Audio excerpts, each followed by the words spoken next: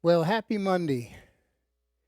As we start this week together, this is my first time back in the studio since my back surgery.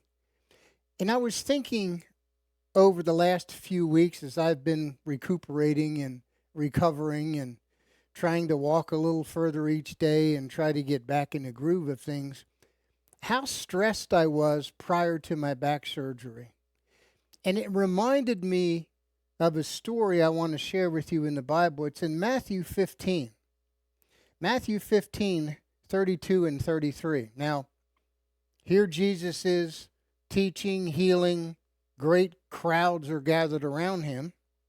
And Jesus called his disciples to him and said, I have compassion for these people. They have already been with me 3 days and have had nothing to eat. I do not want to send them away hungry, or they might collapse along the way. And his disciples answered, where could we get enough bread in this remote place to feed this great crowd? Now, probably if you put yourself in their shoes, you would ask the same question. How are we going to handle this? How are we going to take care of this?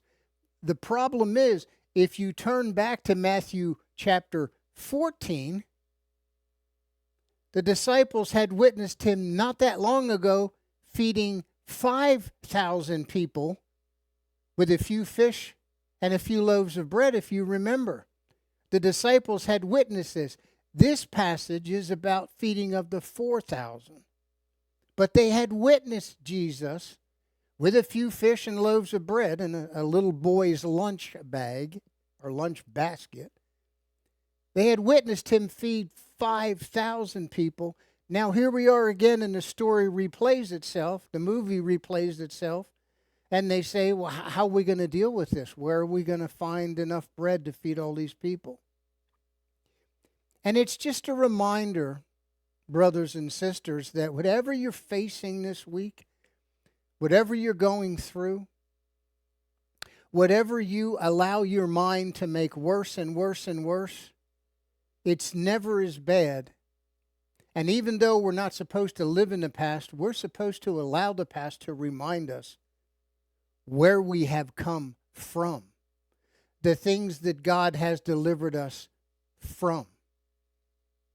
And so as we face the future together, we can face it encouraged that God has brought us this far and He's promised to continue to be with us every step of the way.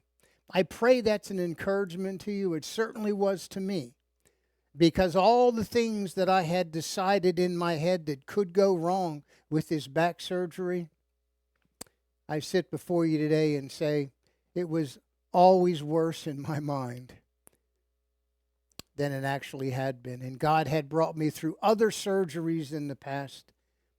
We just need to draw on the past to know that our future is bright. God bless you. I'll be here again next week for another moment of encouragement. Have an awesome week ahead.